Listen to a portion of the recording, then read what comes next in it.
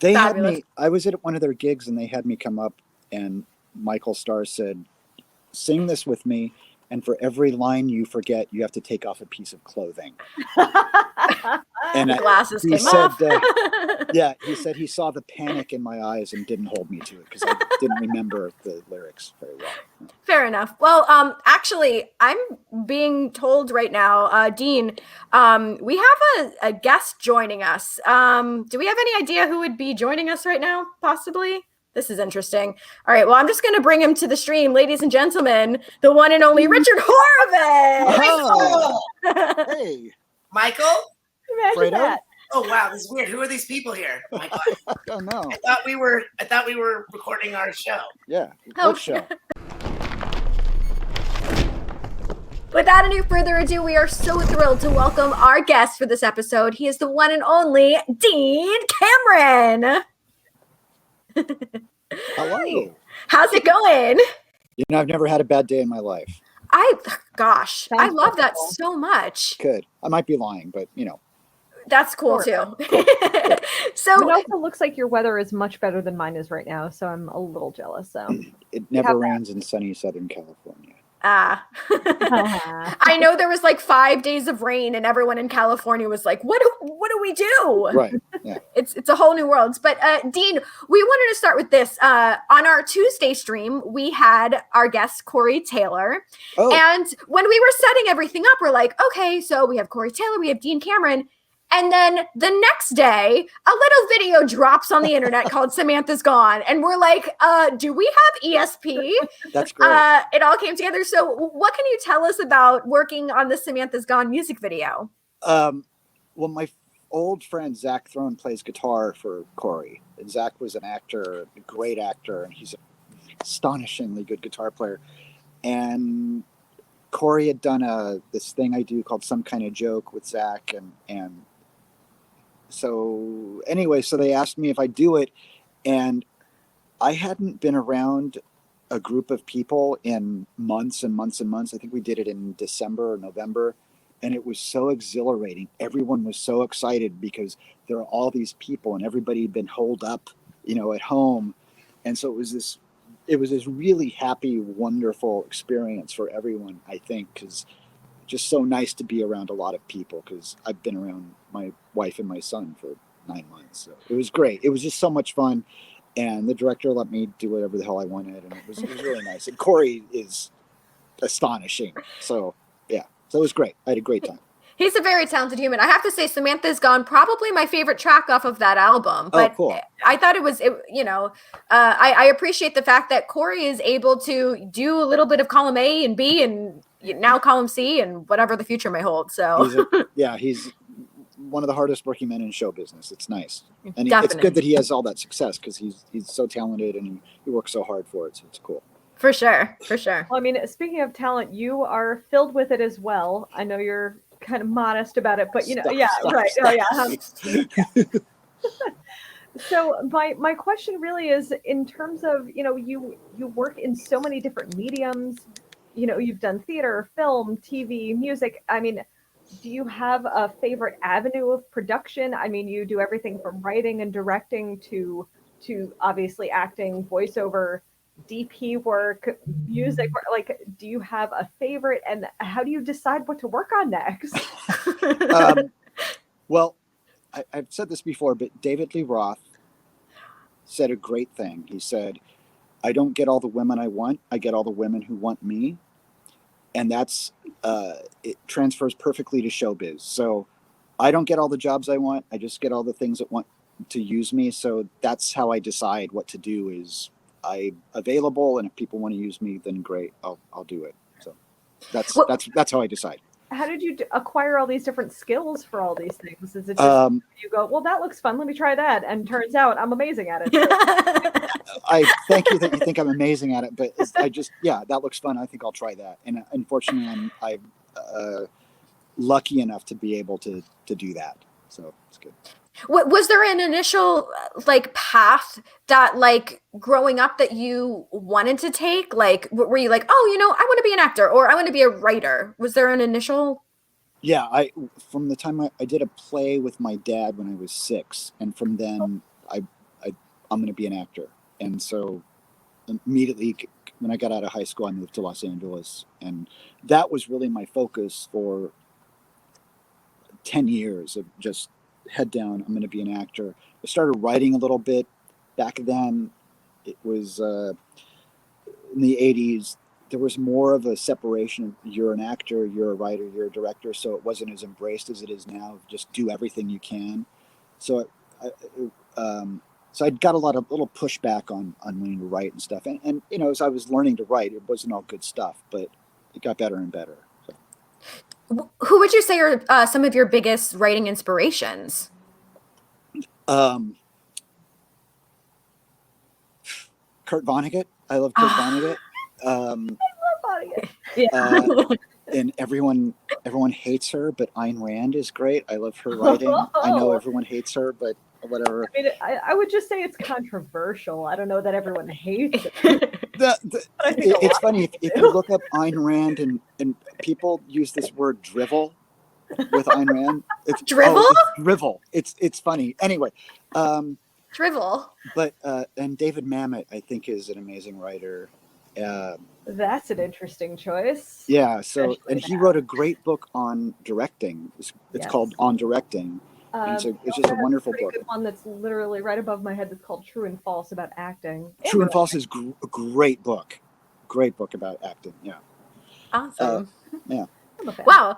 Well, okay. So something that I selfishly need to talk to you about, and we're talking about writing and directing, of course, is the world's most iconic band, Steel Panther, who, you know, they've been doing a couple of these quarantine shows, which, you know, good for them for being on the road. Mm-hmm. But I know that you initially played with Satchel and Styx. Yeah. First of all, Styx Zadinia has to be one of the best names. Like, seriously, that's a name that I wake up and I'm so jealous that I didn't think of that. Yeah, totally. Styx is anyway, but what has it been like for you seeing Steel Panther kind of, you know, paving their own lane and doing these like crazy metal hits? It's nice to see that everybody sees what I saw on their first shows. Back when they were metal shop, I think, or metal school. I knew like this is brilliant. And those guys, I mean, if you talk about improv class, those guys are a lesson in improvisation. I've seen them do an hour show and play 4 songs and talk the rest of the time, and it was completely fulfilling and hilarious and fun. They're great. Yeah, so I'm just happy that they're getting so much success because they deserve it. They deserve it.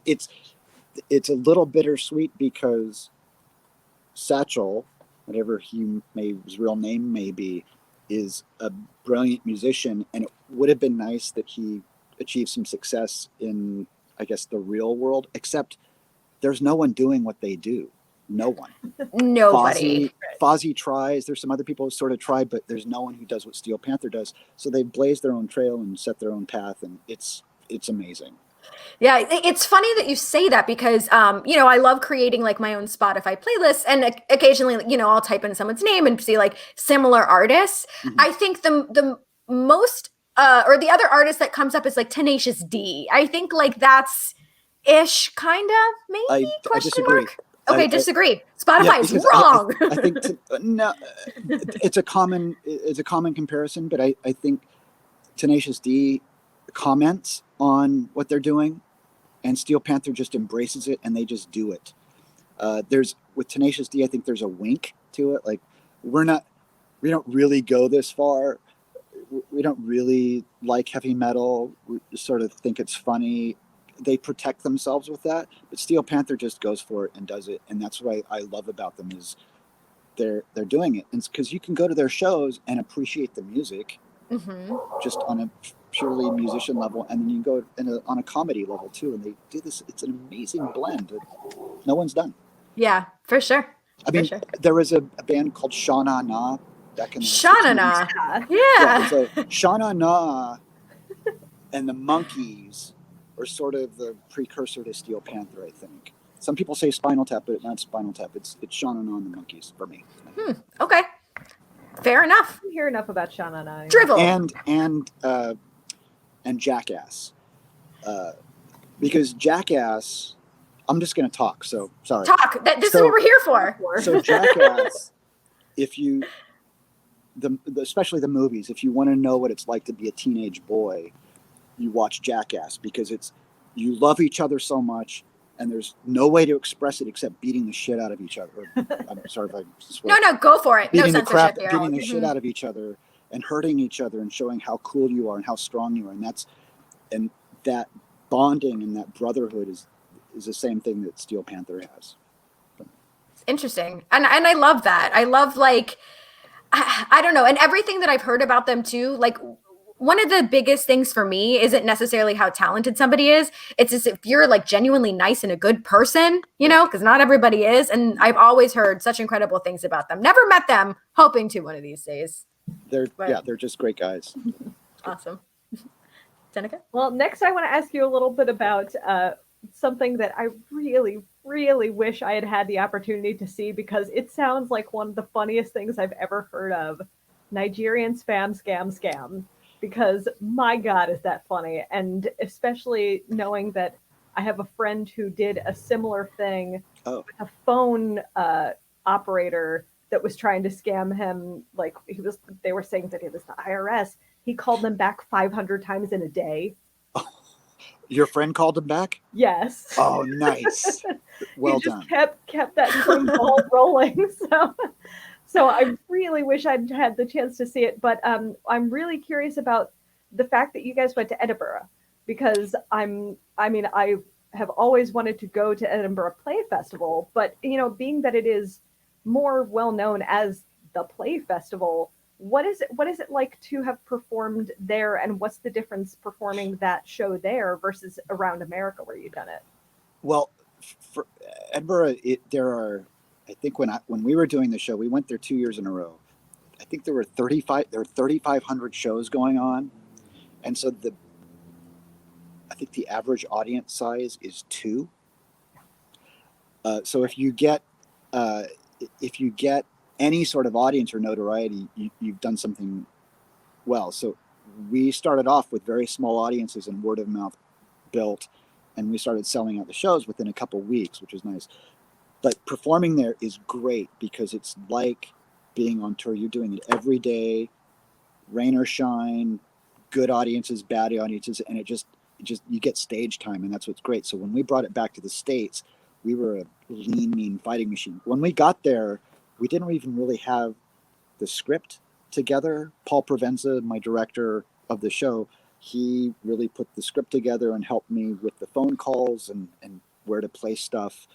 And once we finished the 30 performances in 30 days, we had this amazing tight show, and it's been the same show basically ever since. We added some stuff. Well, actually, I'm lying. I added this whole section a few years later where I actually got money from the scammer.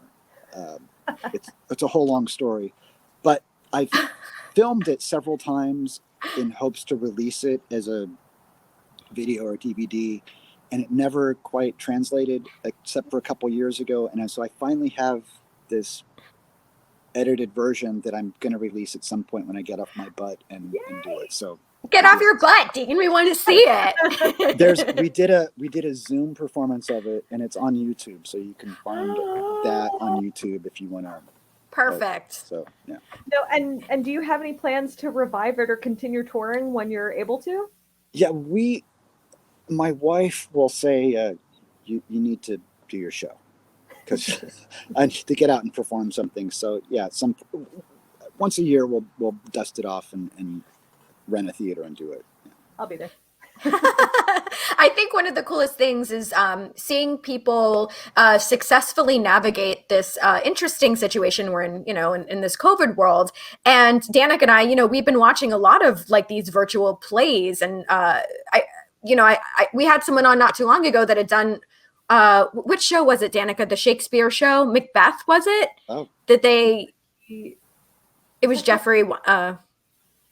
Yeah. Yeah, like they're literally doing like Zoom Shakespeare and Zoom Jeffrey Weissman. Oh, that's who it was. Yeah. So it's been really interesting seeing how theater, which is, normally something you have to go to see in person, watching it pivot and be in line, has been very interesting. It's tough. Yeah. I mean, I'm being a director myself for theater almost exclusively. It's a tough transition to make, I'll tell you, but props to you for finding out how to make that work, and we'll get to your other stuff about that. We'll see. Who knows? Who knows?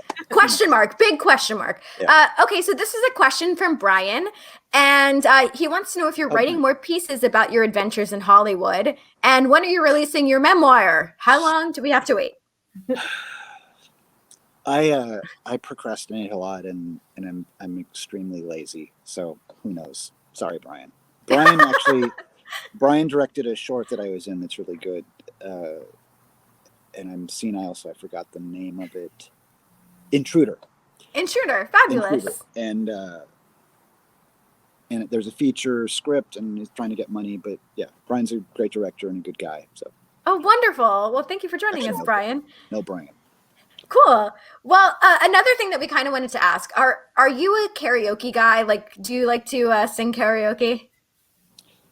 No, but I played in a karaoke band. Did you know that? Yeah. Well, the Corey, yeah. The karaoke, yeah. I don't actively go and sing karaoke, but if I find myself, I will throw down. Yeah. Oh, what's the go-to throwdown song? Pick one.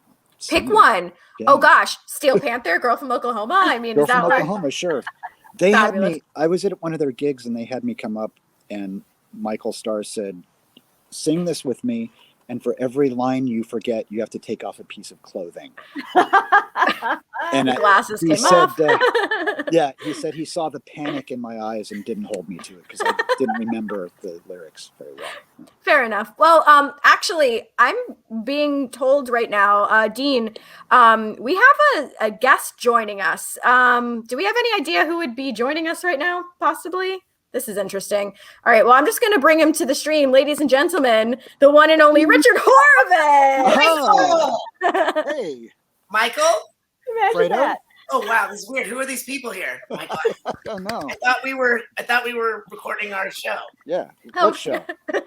What show? I just call you every day, and I'm horrible. Today is especially horrible. Oh my gosh. We've gotten very dark, and today's is really dark. So. Oh my gosh, this is amazing. Richard, thank you so much for joining us. This is incredible. Oh, thank you. It's good to see you. It's good I was to see just you. taping across the hall. I'm currently celebrating 50 years in show business. This is So amazing. funny. Can we tell Dean what happened earlier? Sure, tell him, please. Yeah. Tell him. So you and I were recording some kind of joke today. And remember the thing went ding. I went, oh yeah. And I'm like, it's getting close to 4. And I knew we were doing this. And I knew that you might have forgotten. So I sent an email. And I said, I think you might want to remind Dean. I don't think he's doing. It was wise. I had it in my calendar. It's in my calendar, but it didn't pop up. And I just saw that, like, oh yeah. No, we still started on time. This is perfect. This couldn't have been better. But the one thing that I want to know about you guys is obviously you guys have done so many projects together, and I hope that this word isn't offensive. But when did your bromance start? When would you say like your bromance began? You're like, you know what? This is the guy that I want to work with. We're still in the courting phase. What? No.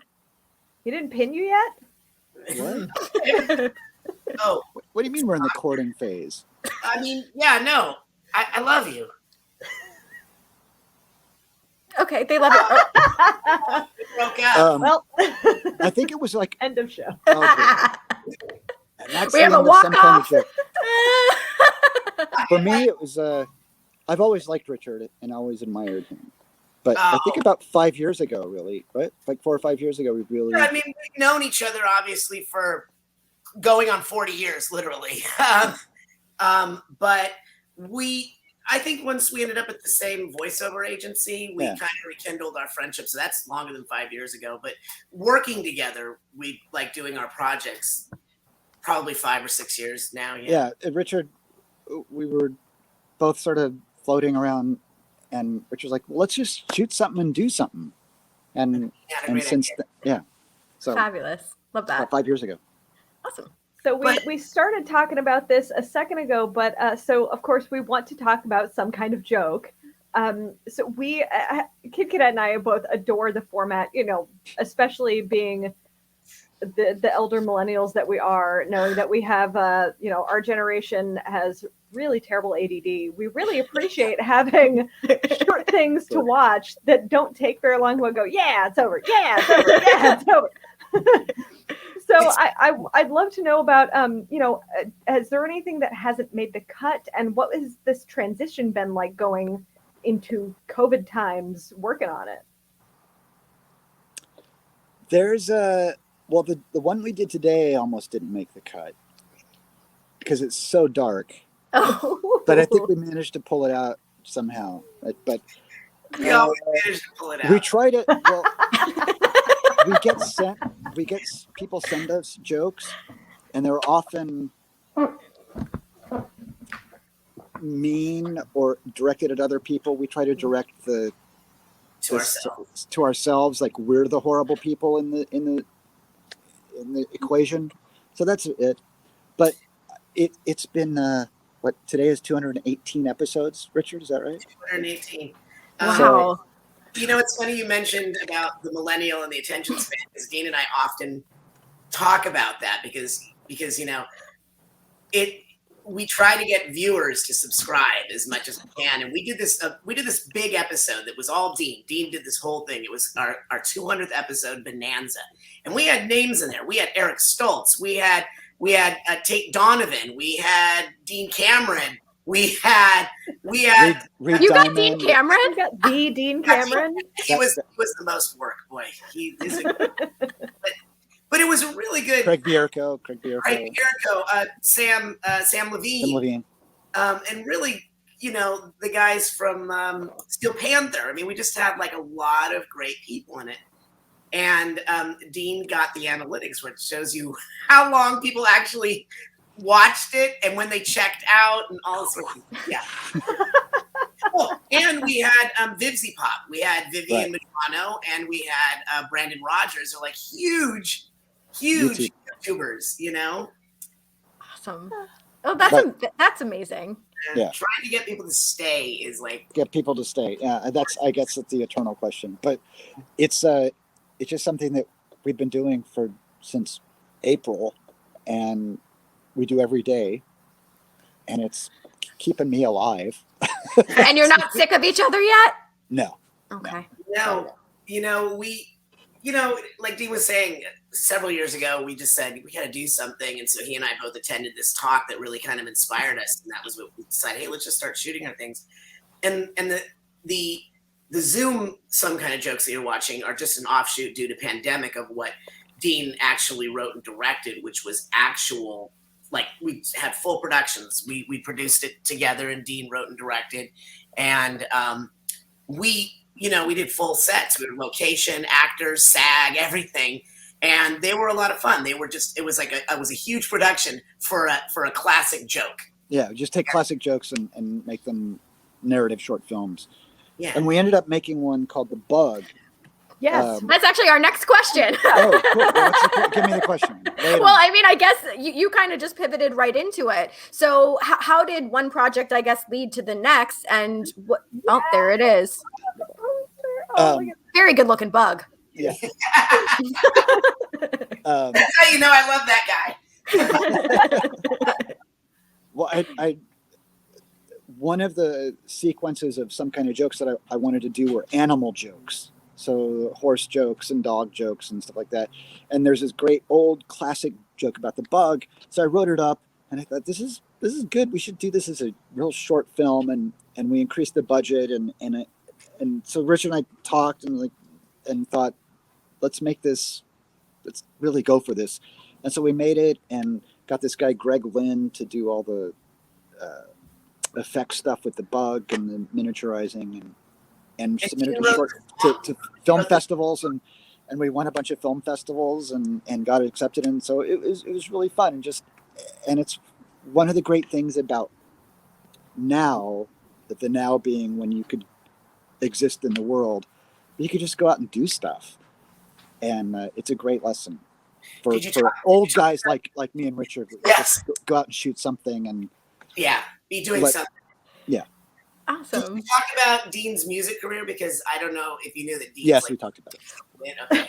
We dabbled. Not Okay. enough. We dabbled a little bit, but kind of With the bug. I want shooby doo, that old soft shooby doo. He wrote that. It was really good. Yeah. amazing. Well, Dean, you kind of maybe started talking about it, but can you tell us maybe about, and this is for both of you guys, the best piece of advice that you guys have received? And maybe it pertains to careers or maybe it doesn't, but just some positivity that we can put out into this universe. I'm a huge fan of this band Genesis, like old Genesis stuff, and I've been deep diving into. They've got all these old concerts and documentaries about them on YouTube, and much to the chagrin of my wife, have been watching those obsessively. And there's a piece of advice that I wish that somebody had given me, which was Mike Rutherford said, "We just tried to be better every night than we were the night before." Mm-hmm. And I wish somebody had said that to me. So that would be my advice: is be better than you were the day before, as an actor or artist or whatever, as a human. A person too, yeah. Yeah, a person. But really, if you're performing, just try to get better and consciously be better. But the advice that I got when I first started was tenacity. Like, just stick with it, and because if you just stick with it, eventually everyone will leave or die, and they have to use you. That's kind of what I'm counting on as a director. Yeah, morbid. There's no one left. Like, oh, okay, you do it. I feel like I stopped though for 10 years basically, and regret that in a way, but because that was not tenacious of me. But I don't know. But that's my advice: is tenacity and try to be better every day. Awesome. Richard? Oh, wow. Also, in the keyboard player in Spinal Tap says, "Have a good time all the time." Yeah. I think that's good. Hell yeah. Best advice I got was, get out of our house, son. We've all been there. I have a couple of pivotal moments in my life that are for me. I had an acting mentor that is still around. Her name's Diana Castle, and she changed my life because I had been working since working professionally since I was 10. I'd done all the TV shows and stuff, and then I went through a period after we did summer school where I wasn't working at all. And when I went to see her, she said, "You're really product oriented." And I'm like, "What do you mean?" She goes, "It's like you're really good at your timing. You can make people laugh. You can make them cry." And I'm like, "Yeah." And she said, "But what happens when they don't laugh or cry? What happens to you? You've placed your validity and value in getting a reaction. Result oriented, right?" Yeah. And she looked at me one day and she said, "Your job is not to make people laugh, make people cry. Your job is to play pretend and play pretend fully." And I took that to heart, and ever since then, I mean, it really paid off in my voiceover career because I'm predominantly a voiceover actor these days. But that changed my life. And the other one was when Dean and I were shooting summer school. Carl Reiner said to me, "Did your parents want you to have something to fall back on in case acting didn't work out?" And I said, "Yeah." And he said, "And did you?" I said, "No." And he said, "Good, because if you have something to fall back on, you're going to fall back." That was another advice I got, was you have something to fall back on, you will. Yeah. Awesome. But it's a weird thing though, because when I'm from Oklahoma, sort of small town in Oklahoma, and occasionally people will come out and their parents are like, "Would you talk to them?" And first thing I say is, "Go home, get out of this, because if you can be in doing creative stuff, not professionally, not relying on it for money, and you'll be much happier and much more fulfilled. Because there's something, I've always said this: if you want to be a real actor, you don't come to Hollywood. You do local theater, you do regional stuff, and you can do Shakespeare and you do the classics and new stuff. But you come to LA or New York or LA to fulfill some real empty thing that you need, like to see yourself 40 feet big in a movie theater. It's a weird narcissism. So you got to find this balance of, oh, look at me, and trying to have a life, or not. I don't know, because I'm not, like those people. I think just to like piggyback on what Dean's saying, what Diana used to say is you're either an impressor or an expressor. Neither's right, neither's wrong. You just have to know which one you are. And that's actually a Sean Penn quote, is either an impressor or an expressor, but she added to it, neither's right, neither's wrong. You just have to know which one you are. If you're an impressor, which is what I started out, we call those celebrities. You can still have the fame, the money, but you're always having to stay on this merry-go-round of what's the next big thing? What's the next thing to impress? What's the next thing to impress? Whereas if you're on this pedestal that we put people like, Robert Duvall or Meryl Streep on, they just go from story to story to story. And I find a lot more contentment in my life just wanting to do the next thing, the next story to tell. It's not that I wouldn't want all the money and all that stuff, but it's not my driving force anymore. It was when I was young. Awesome. Well, if we can steal you both for a couple more minutes, we have a game of Would You Rather that is just for you guys. So we're going to rapid fire through these so we don't keep you guys too much longer. So Danica's going to read the first one, and we have a graphic we're going to bring up right about now. Danica. So let's get to no wrong answers. Have a jam session with Steve Vai or have a jam session with Joe Satriani. There you go. Wow. I'd like to, I guess, would you rather? So you have to pick one. I think Steve Vai. Steve Vai. Now, Yeah. Richard, do you have a... Yeah, I was going to go with Satriani. That was, we're like, yeah. Perfect. One of each. Neither gets left behind. I'd rather All right. just watch them jam with each other. Yeah. Seriously. All right, here's the next one. Would you rather? Okay, have to collect cans to pay rent or have a PA narrate your entire move in life? Have a PA narrate my every move in life. And who I've would collected narrate cans it? to pay rent. Yeah, we've all been there. Who would I want to narrate? Richard Horvitz. Oh! Please. Is he available? You can get that guy? We'll kill two birds with one stone. Yeah. Oh, wow. I like that guy on the left. He looks familiar. Wow, and they're narrating my life for the rest of my life? Yeah. Yeah. Forever. And do I have to collect cans forever to pay rent? Uh-huh. I guess I'm going to have a PA narrate my life. And I'll make it Dean that way. It's Yeah. just make it easy. Convenience. Yeah. Love it. Because I know how to narrate my life would be something like, you're not going to do that, are you? Look at this asshole. Watch this idiot. Yeah, his narration, Dean's narration would be the voice in my head. God, I'm such an asshole. Now I want to see this. So, Yeah, no, exactly. That's your new segment. yeah. All right, Danica, next one. All right. Would you rather live in your childhood home again or only drive the first car you ever owned? I had a lot of childhood homes. The first car I ever owned was a 76 Firebird, which I think is now a huge classic. So I think I'd rather drive the first car I ever owned. Amazing. I'm going to tell you something that's amazing. That car, I believe, is a Ford Fiesta. Yes. My first car was a 1978 Ford Fiesta. And mine was yellow, but that was exactly what it looked like. I have been trying to find that car to buy again. I can't find it. Maybe there's one or two in a junkyard, but they don't run anymore. But I often dream of my childhood home, so I'll go with childhood home. All right. Here's the next one. Would you rather encounter an alien like Alf or encounter an alien like Zim? We had to.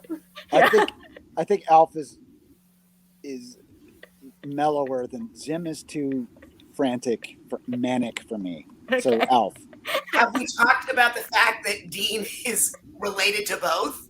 Well, no, we There haven't. are no but accidents. There are no, there's no. accidents in Showbiz. He was Not on hard Alf. to know. He was on Alf. Did They you know know Right. that? Okay, good. And he knows Zim, so I'm gonna go Alf just because he'd be a lot more mellow. Hey, Willie.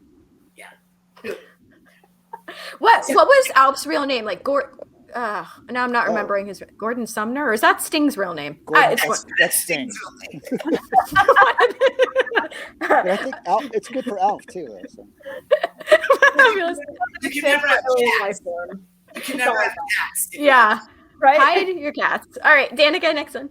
All right. Would you rather live with Steel Panther or live with the gang from Always Sunny? Oh,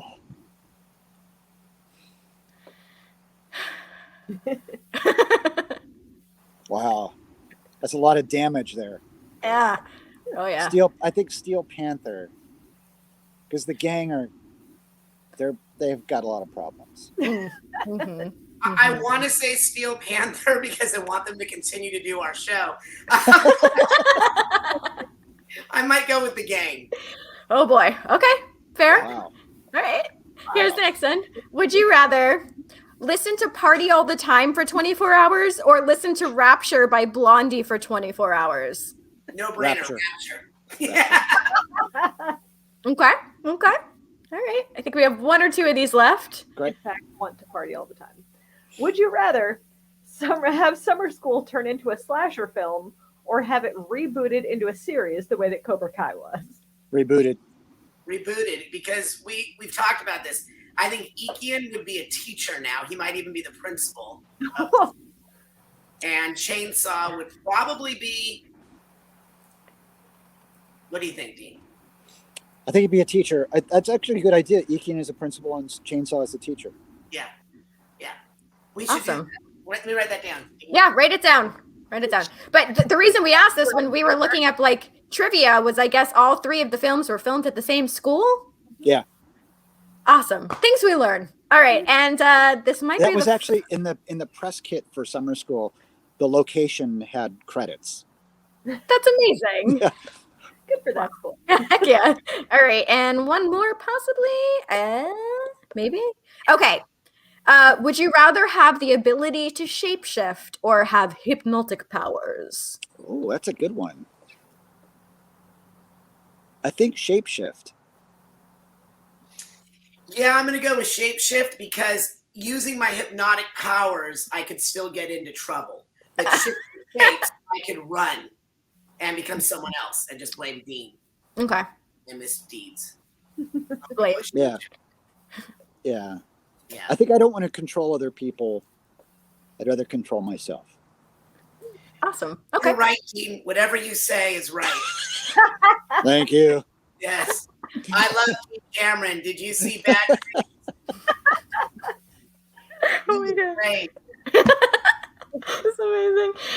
So before we wrap this up, I just want to bring up this comment from one of the best special effects artists of all times. His name is Rick Prince, and he's shouting out saying, "Summer school was widely influential to him in his life in FX." Seriously, Rick Prince is a god in the special effects world. He's amazing. We've been so blessed to have him on the stream, and this is cool. Thank you for joining us, Rick. But Hi, Rick. You know, one of the nice Richard and I were just talking about, I call them has-been autograph conventions, but one of the downsides of going to has-been autograph conventions is you get people who just stand there and go, you know, that movie you did wasn't very good, but I sure liked it. And, okay, cool, because they feel like if they insult you, they get to know you better. But Okay. on the opposite side of that is people saying, I'm doing special effects because you guys inspired me. So that's always nice to hear. Yeah, Because very nice to hear. Rick Prince is not unique among people who were inspired by Chainsaw and Dave. So it's very cool. There's a lot of special effects guys now who got into it because of Chainsaw and Dave, and it's really cool. heck yeah, you're changing lives. That's Well- amazing. Well, Doing something. helping. But before There's you also a wrap lot this of up, alcoholics because of ski school. So Oh. Yeah, that's why. Before we wrap this up, one final question: have Yes. either of you been pitched something so strange that you had to turn it down? yes, Yes. yes. Yes. Yes. Can we elaborate, or we're just leaving it at yes? Oh, We can leave it at yes. I weekly get messages on Facebook saying, "I've got a great idea for a sequel to Summer School. Would you write it?" Yeah.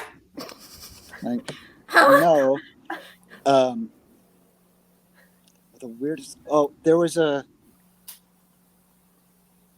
series that I got offered called Surf and Protect, Okay.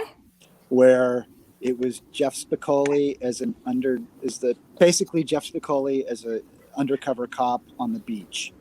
I actually like that. I don't No. hate it either. The script, well, it's a great idea. The script was no damn good. Okay. My agent at the time even said, you don't want to do this." So, Oh. like, oh no, but they offered it to me, so I want to read it. But but I think I it get got pitched made a lot of- actually.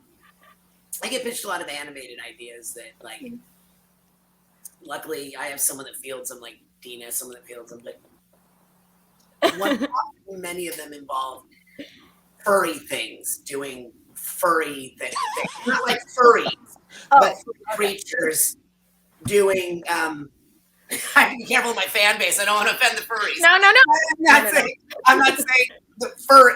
I'm not saying furries. I'm talking like, I'm trying to like protect this person's identity because they keep sending me this idea for this really bizarre sexcapade You don't.